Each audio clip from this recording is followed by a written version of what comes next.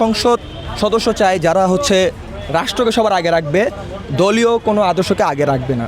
বিগত 15 বছরে আমাদের শিক্ষা ব্যবস্থা আসলে খুবই ক্ষতিগ্রস্ত হয়েছে।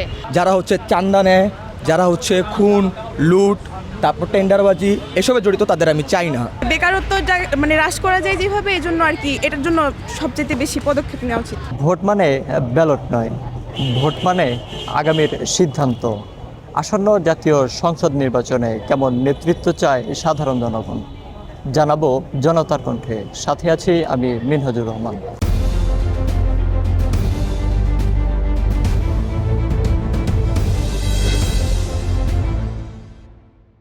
সদস্যের 3টা গুণ থাকলেই এনাফ।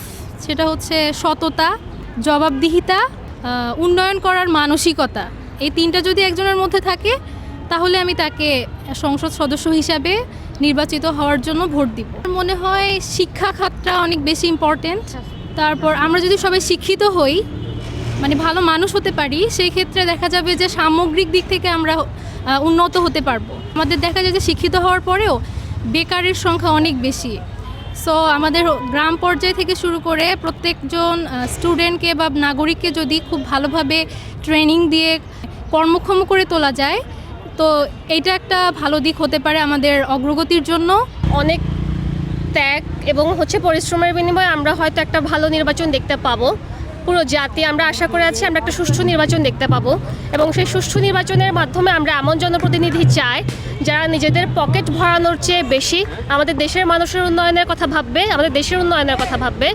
যে আমাদের দেশ এখন যে পর্যায়ে আছে, উন্নয়নশীল দেশ থেকে আমরা অনেকটা উন্নত দেশের দিকে ধাবিত হওয়ার পথে চলমান।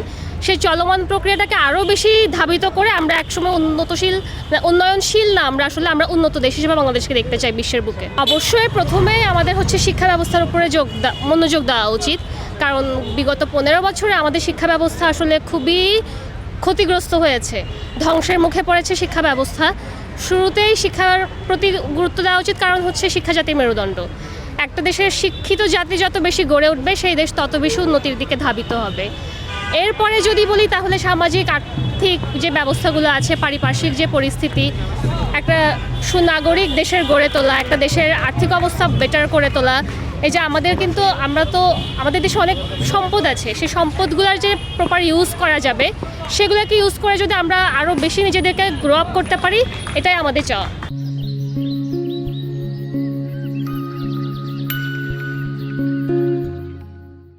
সংসদ সদস্য চায় যারা রাষ্ট্রকে সবার আগে রাখবে, দলীয় কোনো আদর্শকে আগে রাখবে না।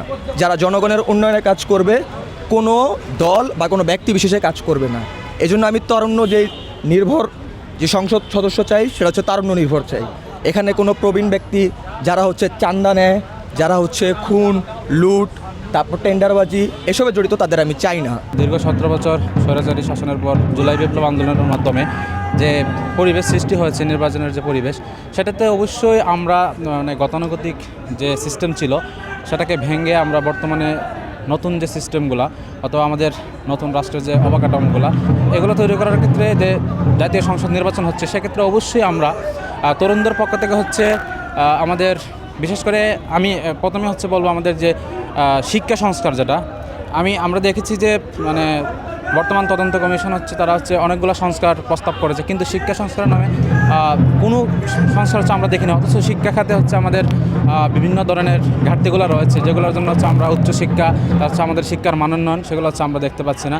আমরা চাই এমন একজন প্রতিনিধি নির্বাচিত হোক যার মাধ্যমে আমাদের স্থানীয়, তাছাড়া নগরভিত্তিক অবকাঠামোগত উন্নয়ন, তারপর যাদের কাছে রাষ্ট্র, জনগণ নিরাপত্তা বোধ করবে, এবং যাদের মাধ্যমে এলাকার উন্নয়ন হবে, সার্বিকভাবে যে আমাদেরকে তাদের যে ইশতেহার সেগুলো দিয়ে বাস্তবায়ন করবে সঠিকভাবে।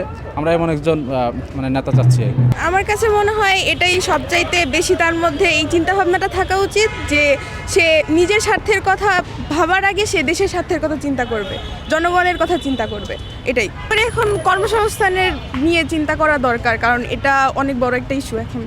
মানে বেকারত্বের সংখ্যা বাড়ছে আর কি, মানে যারা হচ্ছে পড়াশোনা শেষ করে অনেকে যে কিছু করতে পারছে না, চাকরি করতে পারছে না বা কিছু নিজেরা উদ্যোক্তা হওয়ার মতো হচ্ছে একটা সাহস লাগে, যে সেটাও অনেকের মধ্যে, বেশিরভাগ মানুষের মধ্যেই নেই। সেহেতু মানে যে বেকারত্ব মানে হ্রাস করা যায় যেভাবে, এই জন্য আর কি এটার জন্য সবচেয়ে বেশি পদক্ষেপ নেওয়া উচিত।